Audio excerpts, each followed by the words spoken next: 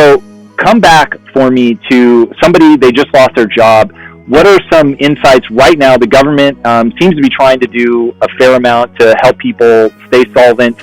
I went through a period where I was on unemployment. I hit the pause button. I called out of panic. I was in a position, I literally couldn't pay all my bills at once. I had to pick month by month, like, okay, well, I'll pay this one to make sure that my electricity doesn't get shut off, and then I'll pay this one to make sure that I have, I forget now. What are the government programs or things that people have available? Okay, so I'm really glad that you have shared that you were on unemployment. I think anyone who has had a long career has had something bad happen to them. I was laid off from my own company, right? So everyone who has any experience, whether you're an employee or an entrepreneur, has had something bad happen to them. And I say that because I've had my own I Will Teach You to Be Rich readers who have come to me, and some of them, as recently as 4 weeks ago, they were big ballers. They had great jobs, they were doing very well, and suddenly they were laid off through no fault of their own. And now it is humiliating for them to have to go to the unemployment website. And my first response to them when they were DMing me was to say, these services are here for you. You should not feel embarrassed about taking advantage of them. They are here for you. So if it's a matter of pride or it's a matter of feeling bad, put it aside, right? Rewrite that narrative in your head that I'm a failure, because you're not. And go take advantage of every resource you have available. Unemployment is one. You should do that first thing if you've been laid off. You should also take a look at what you can control with your expenses. So let's talk about that 1-year emergency fund. What is that? A lot of people mistakenly think, hey, I make $60K a year, my emergency fund needs to be $60K. There's no way I can save $60K. That's crazy. Well, you don't need $60K in full for your emergency fund. So let's break it down. The way you do it is you imagine what is the minimum amount of money you need to live to cover your rent. If you or your partner got laid off, you would probably be cutting back quite a bit. Okay, how much does that cost? Then you say, all right, I am going to take everything that I can and put it in an emergency fund, in cash, just a simple high-yield savings account. You don't need anything fancy. Now, a lot of people already have some money in savings. They've just never thought of it as part of an emergency fund. Other people have been following my book. They've been automatically investing. So for them, I tell them, put your investments on pause and redirect that money to your emergency fund.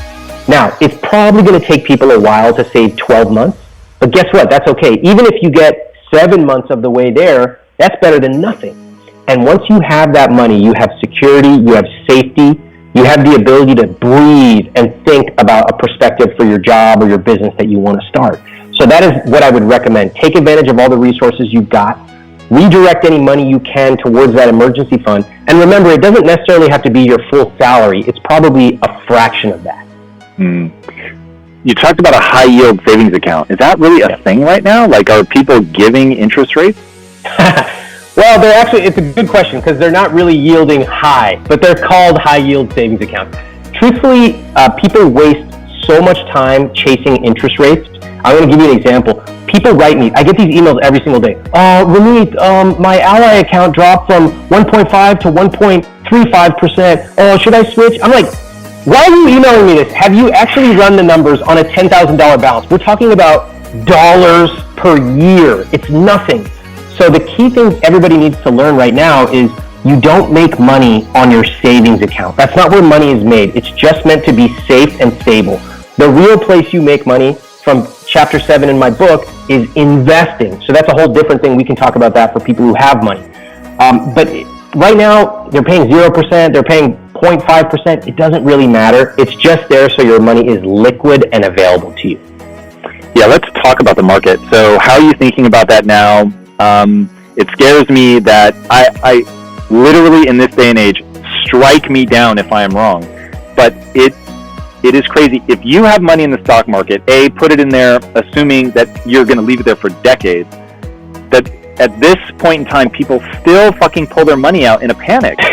So legitimately, dude, yes. I don't even check. If I look at my numbers once every 6 months, And even then, I'm like, up or down, it doesn't matter. It's all sort of phantom. It's like, that's a 20-year play. Like, anyway, I'm not the finance guy. How are you thinking about the market? All right, so I want to tell you this story.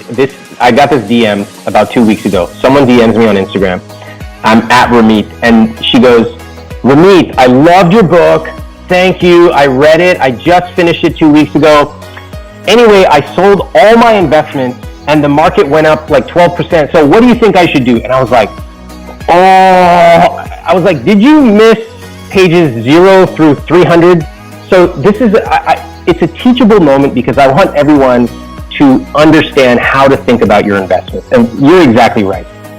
When you invest something, you are not investing for money that you need in the next 1, 2, 3, 4, 5 years. This is money that is long-term money. And every study, and you can see them cited in chapter 6 of my book, shows that long-term passive investing, that is investment you're not checking every day, you're not trading, all that is bullshit.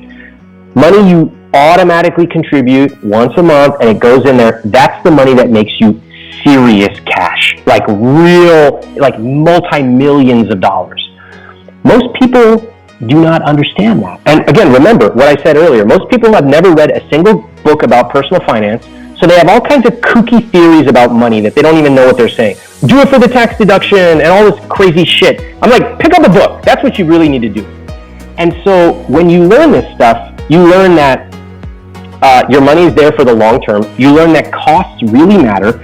You probably shouldn't be checking your investments more than once every month. Once every 6 months is even better. And you do not need to be selling it, especially now, unless you are truly, truly out of money. And for most, I would say like 99% of the people who write me asking if they should sell are not even close to an emergency situation. They're just afraid. Fear is the last thing you want. It will cost you dearly.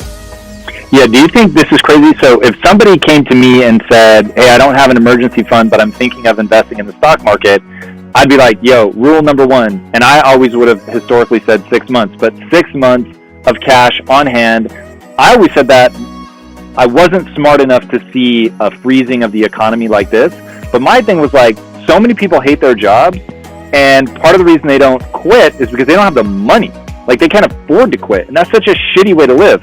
Now, add on top of that, we all realize just how fragile the economy really is and anybody's job. So, do you think people should be investing if they don't have the 6 or 12 months in savings? No, I don't now, and I've advised people, as I said, a 12-month emergency fund. So that actually means that I would recommend people pause their investments and redirect it to a 12-month emergency fund. Number 1, you're right. We've seen how unstable our jobs can be with something like this. And number 2, if you don't build a habit of saving right now, you're never going to do it. You didn't do it when the economy was good. You're not doing it when the economy's bad. You're never going to do it. So I want everyone listening to force themselves, take advantage of the situation and really change your behaviors. Get that emergency fund in order. Yes, it will cost you because you won't be investing right now. And that sucks. But if you don't have 12 months, that is the price you pay for not having saved it. And it's okay. All of us are operating at different levels. We all have different advantages in society. It doesn't mean that you're being penalized or that you're morally wrong, but I do believe you should focus on the emergency fund first, invest second. Yeah, so let's start with the person who lost their job. So that person, a lot of the sort of paths that I could go down in terms of asking you, take me to, people that have money and can operate from that position, but I think it's far more useful if we start with the person who's really in trouble. So going back to the CEO saying, so we covered C, you can cut expenses. We covered O, you're going to optimize the way that you're spending. You're going to get in there. You're going to get reductions and things. Talk to me about earnings. What can people do now? They've lost their job. It is fucking panic mode. My first advice was, if you can, get a roommate, move back in with your parents, whatever, like all the pride shit that might be fucking you up, literally let it all go. I lived in my mid-20s, I lived with my mother-in-law. So it's like, it just is what it is. And I had zero embarrassment over that. Let's walk people through like what that would look like. What's your advice for earning money in this difficult time for somebody? Yeah. I'm going to talk about earning more, and I'm going to give some real examples. I just want to say, I think it's really amazing that you really owned that intentional shrinking of your life. And it's really valuable for us to be able to hear the way you talk about it, and for me to be able to see you, because there's no shame in the way you're talking. You're like, look, I had to live with my mother-in-law. That's what I had to do. And all of us, I grew up with immigrant parents. They came here, they had to do a lot of shit that when I look at it, I'm like, I don't know if I could do that, having been born and raised in America. But I often think about what I have seen in immigrant families, and the idea that we're going to do what it takes to survive and to eventually thrive. And if we can't thrive, at least our kids will. No shame, just doing what it takes. And that is an attitude I think that has been lost a bit, but I hope is rekindled now, because it is very empowering to say, I'm not going to feel humiliated about having to do what I need to do for myself, for my family. I'm going to do it. So anyway, I appreciate you sharing that, because it's rare that we get to hear those kind of stories. Now, as for the earning more, what do you do?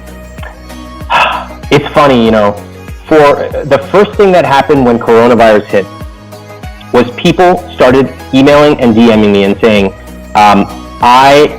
I'll tell you about a real woman who DM'd me, and she said, Ramit, I've been following you for 3 years.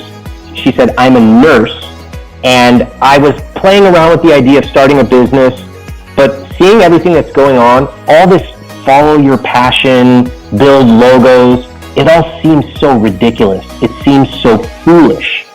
And I said to her, thanks for being in the healthcare field. I appreciate that.